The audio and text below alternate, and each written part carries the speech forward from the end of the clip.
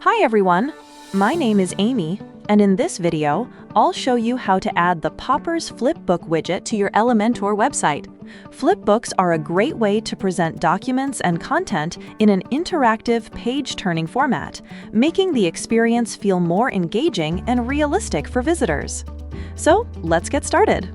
First, go to your Popper dashboard, then click on Websites. After that, click on Add New Website and enter your Elementor website link.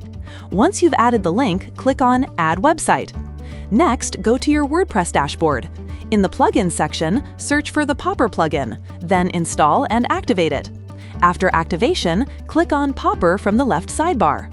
Then check your email and click on Save Account Email. Now go to your Popper dashboard.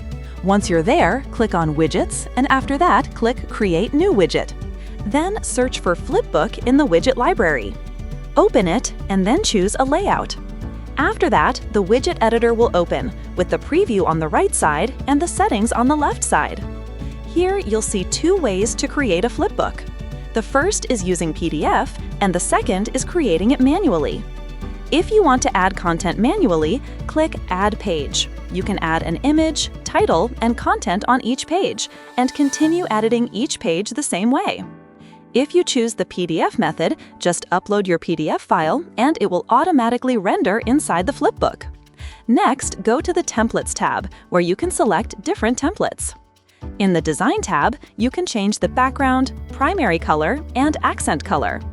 Then in Physics and Texture, you can adjust the paper texture, flip speed, and dynamics. Once you're happy with the customization, click Publish Widget. After publishing, copy the installation code. Copy that code and go to your Elementor site editor. Now add an HTML block, paste the code inside it, and publish your site.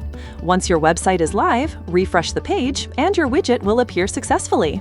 That's it for this video. I'll see you in the next one.